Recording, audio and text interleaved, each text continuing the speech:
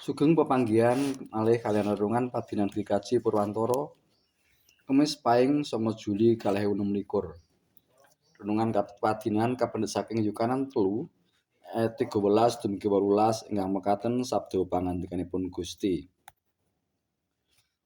Kawicaksanan kang saka ing ngaluhur. Sapa panunggalanmu kang wicaksana sarta liput ing budi?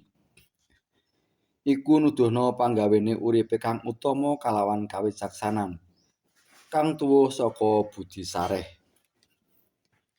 Menawa srajoning atimu kowe padha nduweni rasa meri sarta mung mikir marang awakmu dhewe, kowe aja padha gumunggung sarta aja goroh nyulayani kayekten. Iku dudu kawicaksanan kang tumurun saka ing ngaluhur, nanging saka ing donya, saka ing hawa nepsuning manungsa, saka setan-setan. Sebab ing ngendi ana kemaren sarta sipat mung mikir awake dhewe, ing kono ana rerusuh sarta sarupane panggawe ala. Balik, kawicaksanan kang saka ing ngaluhur iku kang dhisik dhewe murni, sabanjure demen rukun, sumlondh, bangun turut, sugih kawelasan, sarta woh-woh kang becik, ora ilon-ilonen sarta ora lamis.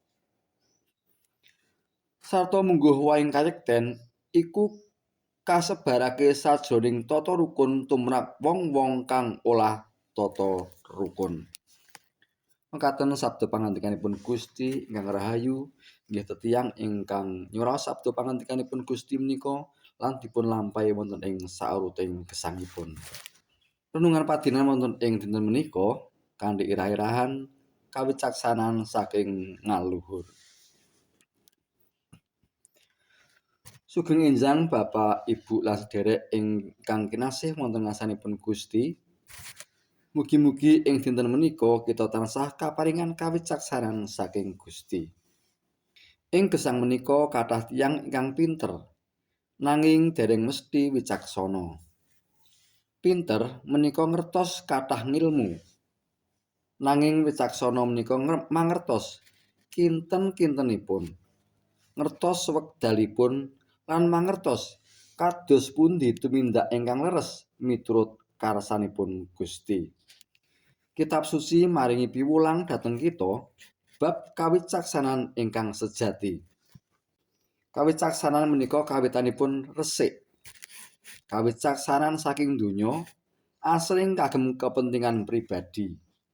Licik, ngapusi, sikut-sikutan, nanging kawicaksanan saking Gusti kawitanipun resik.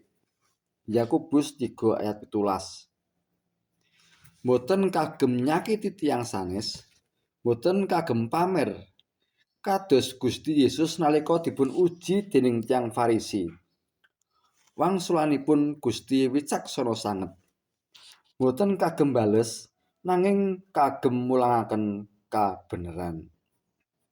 Kawicaksanan menika ayem lan sabar. Tiyang ingkang wicaksana boten gampang duka lan boten grusa-grusu nglampahi putusan.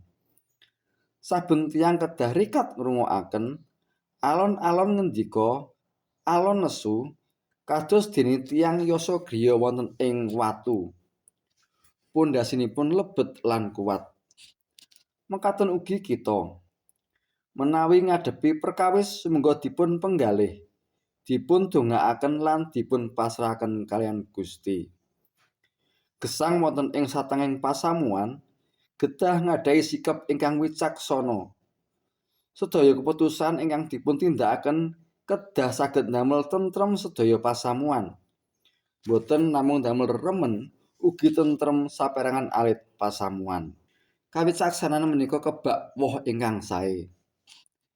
Kawicaksanan ingkang leres menika saged dipun tingali saking hasilipun wohing kawicaksanan. Wohing kawicaksanan menika saged ngapura, saged nulungi, saged dados juru damai. Kados pundi Sang Prabu Salomo ingkang misuwur kawicaksananipun, amargi saged ngadili kalih ibu ingkang rebutan bayi.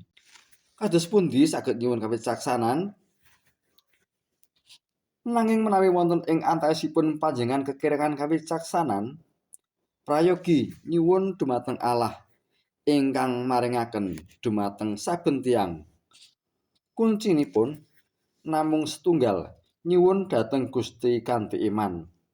Boten namung ngendhelaken kepinteran, pengalaman lan ugi kalenggahan ingkang tundhonipun boten saged ndamel tentrem nanging ndamel kuciwa lan pasulayan wonten ing satengahing keluarga, pasamuan ugi masyarakat.